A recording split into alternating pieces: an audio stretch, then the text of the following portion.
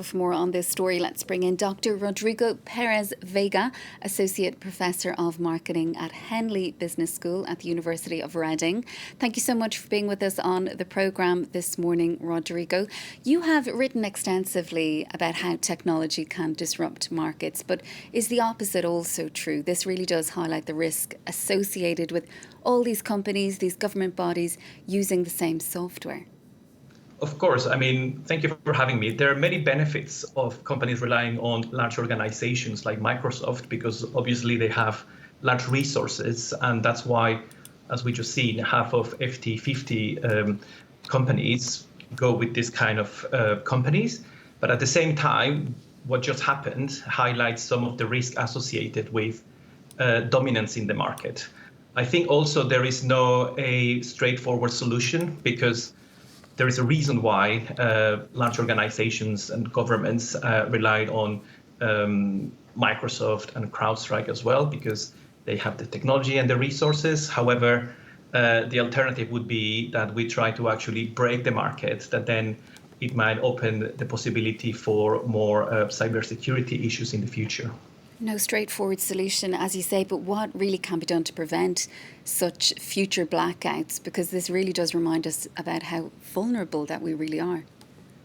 I think what we're going to see the next couple of weeks is a systemic approach. So on one hand, obviously, the company that originated this issue is trying to resolve it.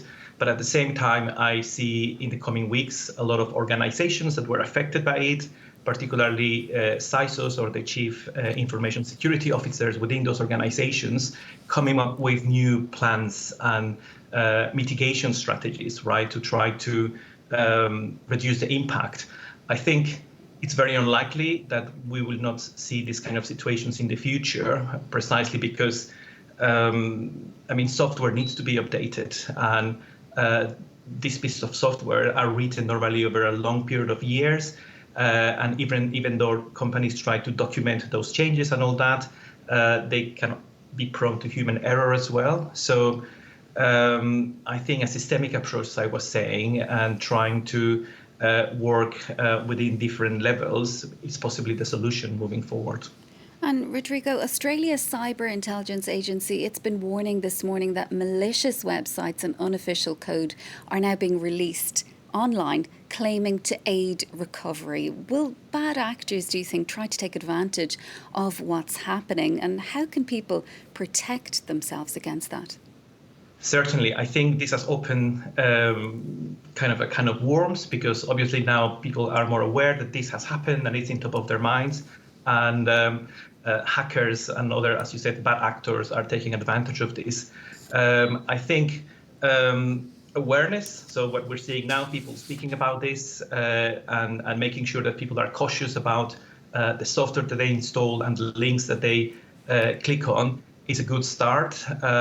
Also, a lot of countries are running a lot of security measures and data protection awareness and literacy strategies. I know at least in the UK, there are several campaigns going on, and as well in different places around the world. So again, this requires a cooperative approach within private organizations, but also governments, to make sure that the risk of this kind of situations can be reduced. And Rodrigo, why wasn't the faulty code detected before it was released to customers? And how long do you think it's going to take to get systems fully back up and running? Well, normally these processes, they do a lot of testing, right, in sandboxes before they're actually released.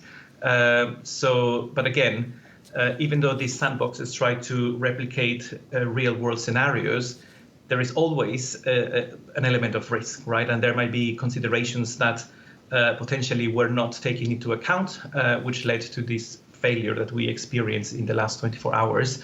I think what is happening right now in the background is that they're trying to make sure that the solution is actually going to fix the problem, but also that it's not going to mess about or open risk for other vulnerabilities in the future. So I think potentially it's going to take a few weeks' time to fully solve the issue. And Rodrigo, just finally, it was mentioned in Peter's report, do you expect that the outage is going to have much of an impact on the insurance industry? Firms could be facing large payouts here, couldn't they? Certainly. I mean, again, insurance companies, they factor this kind of risk, and possibly they know that this will happen because, as I just mentioned, software is prone to this kind of failures and issues anyways. So certainly insurance companies potentially moving forward, they will be more cautious and trying to increase the premiums that companies using certain software will have to pay. But again, we're relying on these systems and software, so we will just need to manage and do the best that we can with it. Rodrigo, thank you so much for your time on the programme. We'll have to leave it there for now. That is Dr. Rodrigo Perez Vega, Associate Professor of Marketing at Henley Business School at the University of Reading. Thank you.